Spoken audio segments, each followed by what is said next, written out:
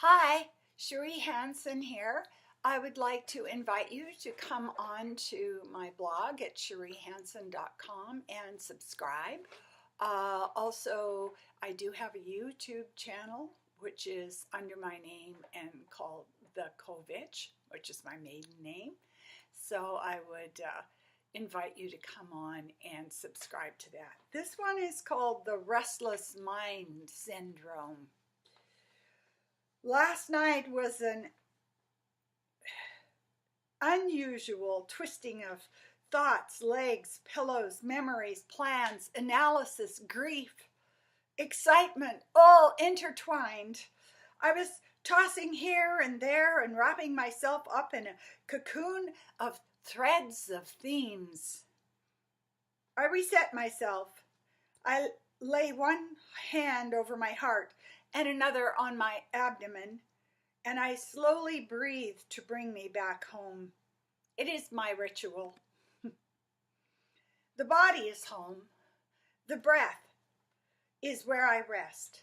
As I breathe out, I feel along my spine for the grasping mind tension of yearning.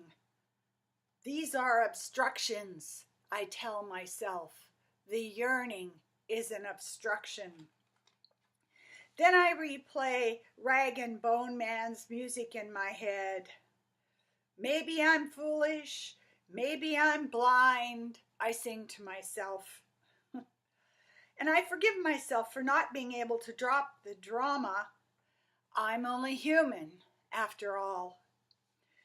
The voice echo searches the flat plain of the last day for my high nighttime perch. My eyes sweep from morning to night to see what assaults and insults have activated my old wounds. I know it is not now. My mind understands that it is old scripts that are ruling me now. My terror for survival as a child resurfaces. The yawning black fear of abandonment has me pinned down and will not allow me to escape into sleep.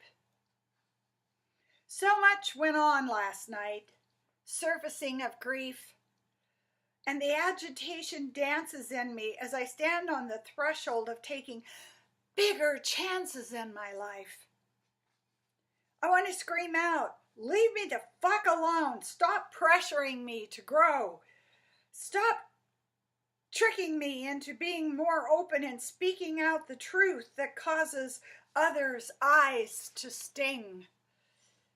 The distractions of smallness, the withdrawal into normal, compliant hiding in plain sight is just not available to me anymore. I cannot stand myself. I cannot go back to that which was and stay quiet. I cannot step forward into the exploding risk that calls me of being full on in the power of myself. So I cling to the threshold between the levels, just vibrating with memories, shadow entities, and the unseen bridge of stone I am called to jump blindly onto. Most of my life has been about closing my coat so nobody can see the war wounds.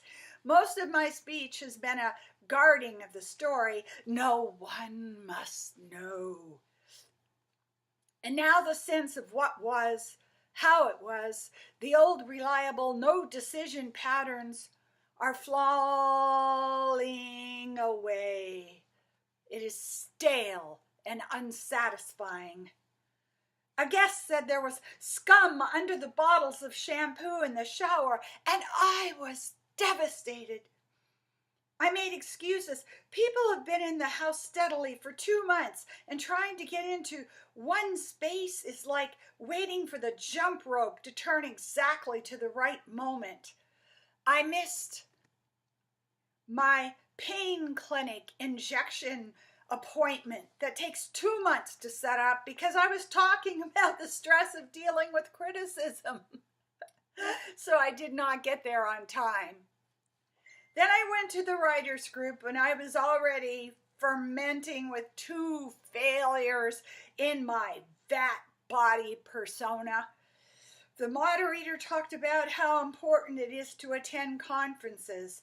That very morning, I had signed up for the Penticton conference, much like you would drag a 4-year-old to a play date who doesn't like noisy places. I have forced myself to pay and sign up.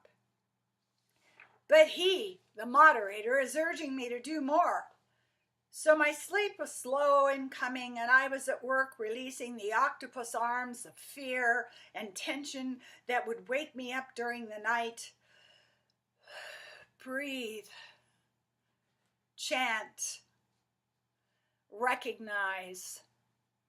Allow. I am on the verge again. And like all other times I have been on the verge of something bigger, I absolutely hate it. But what was the old small metal toy wind-up movements no longer satisfy me. It is the way I move in the world. Boredom, safety, predictability, becoming intolerably straitjacketing. And what I yearn for is causing agitation and upsetting me. Last night, I was wrestling with the grief of the transition and the excitement of knowing there is nothing I can do about it. I am on the move. Thank you.